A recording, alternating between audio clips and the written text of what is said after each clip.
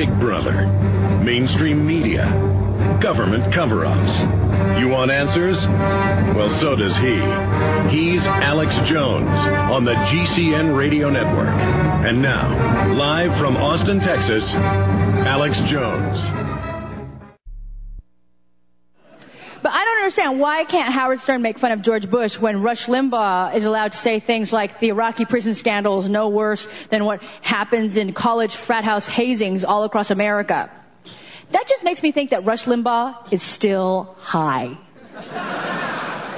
Rush Limbaugh was doing a lot of drugs, too. He did a lot of drugs.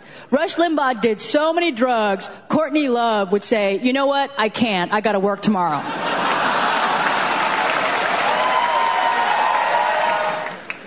But Rush Limbaugh never had to face any of the court stuff that Courtney had to deal with. He never had to worry about any of that. He just got to go back to work. I mean, have drug laws changed a lot recently? Because it wasn't too long ago that they sent Tommy Chong behind bars for selling bongs on the internet. Like, who didn't know Tommy Chong smoked weed? It's on the SAT. People should not be put behind bars for smoking pot. I mean, pot smokers can't commit crime. Folks. They can barely get... That's why we got Margaret Cho on. She's one of the top comedians in the country. She starred in a bunch of movies, the stars of major sitcoms for decades, and she just gets bigger and bigger, and she really tells it like it is on so many issues. You know, the new film American Drug War coming out next month that just aired on... Showtime, but we're going to have it on DVD for you that I consulted on my buddy Kevin Booth. They went into jail and interviewed Tommy when he was in there in California, and he talked about how he smoked pot with Arnie, but Arnie isn't going to get in trouble. How just months before he got busted, he was smoking pot with Arnie. It's all selectively enforced, and Limbaugh could take 100. He went deaf from it. That'd kill like 5 horses, by the way. 100 Oxycontins a day. It's synthetic heroin.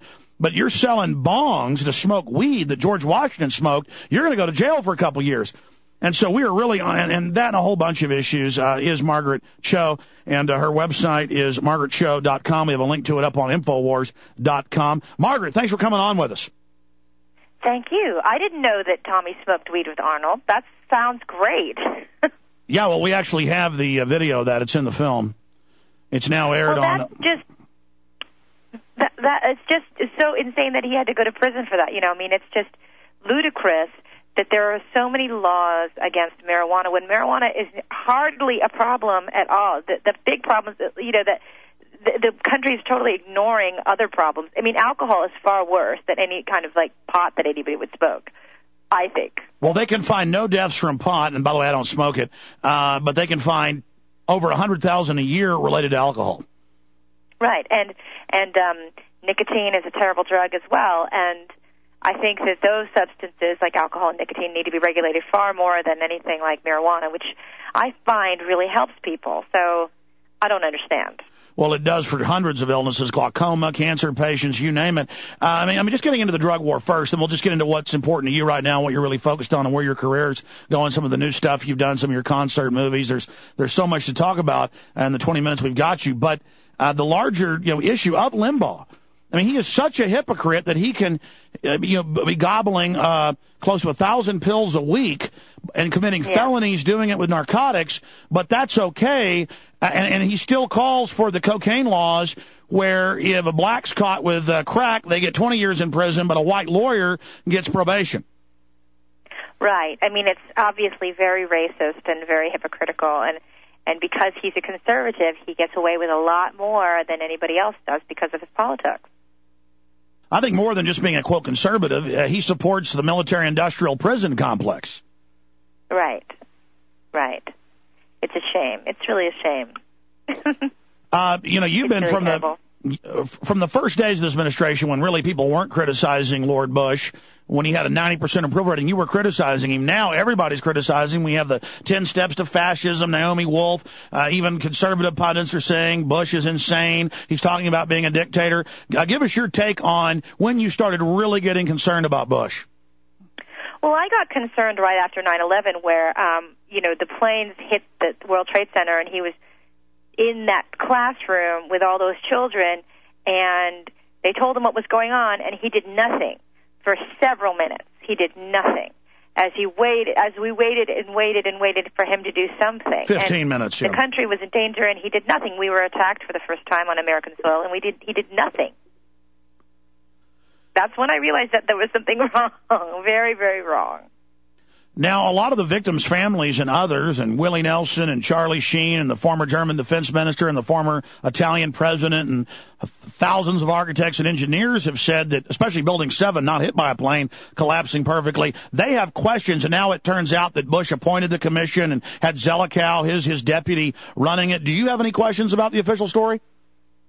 Well, I have a lot of questions about the Pentagon. I mean, I don't understand why we have so much footage of the World Trade Center and the sort of the buildings falling, the Twin Towers falling, and why there was also this whole thing that happened at the Pentagon, which, in a sense, if you hit the Pentagon, it's far more of a security breach if you're talking about national security. I mean, that is, in a sense, a lot worse. Of course, there's a lot of fatalities, a lot more with the towers, but the Pentagon is sort of glossed over, that we don't see a lot of information about that, and we don't even have a clear picture of the damage or what happened.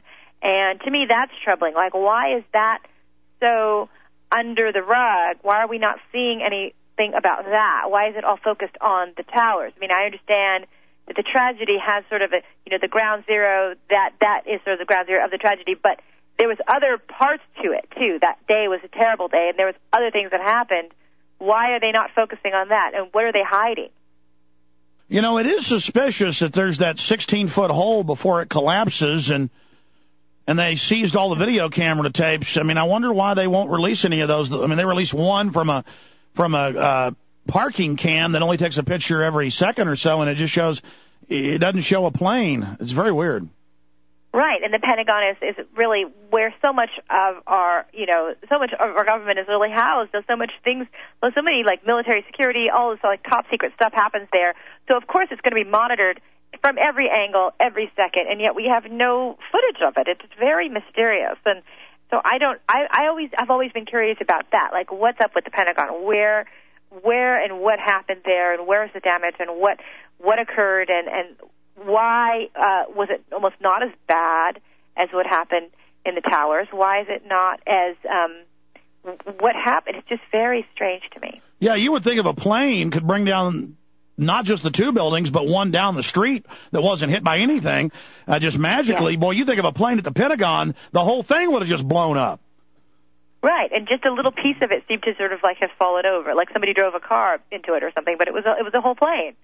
And then where's the plane? It's so weird. I don't know. Well, what about... It's very much about a conspiracy to me, I think. Very much about a conspiracy. Well, what about I mean, you're very well informed politically. I've seen that. The PNAC documents where Dick Cheney publicly wrote that we need a big catalyzing event to be able to launch all these wars. And then Bush massed 44,000 U.S. troops in the country surrounding Afghanistan and had 2 carriers there. And they sent over 18,000 British troops, and he signed the launch order the day before 9/11 to attack Afghanistan, but then he said he attacked Afghanistan because they were supposedly behind the attacks. Boy, I mean, you just don't mass those troops overnight. That was a 4-month buildup, Margaret. I know, and they were ready for something. They were ready to go, so it was all some kind of a plan. And really, I mean, our country is no stranger to conspiracy anything. I mean, this whole country was built on conspiracy. There's a conspiracy in every major political event, always something going on, and so...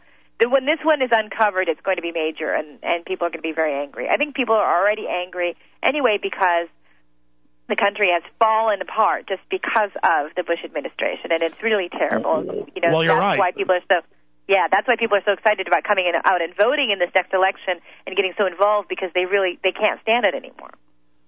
Well, I have to say that both political parties are very corrupt and bad, but I am seeing a lot of attacks on Barack Obama by the establishment, and that is very suspicious.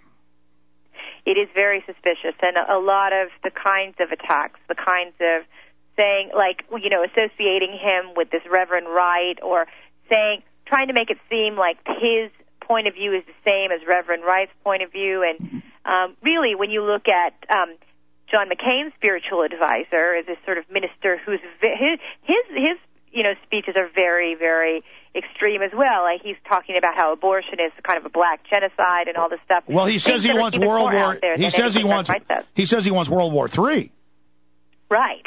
But and yet that's not being brought up by the mainstream media because that isn't as tantalizing, I suppose, or I don't know. That's being suppressed somehow. At McCain's age, in fact, I looked the numbers up this morning, more than 70% of the time you have a relapse within a decade or even sooner and die of lymphoma alone. He's had, that's the bad kind in your lymph nodes. He's had all sorts of cancer, and he's 71, the oldest person to ever run. And he starts singing songs about bomb Iran. And then meanwhile, he says Iran is Al-Qaeda when they're Shiite, the opposite group.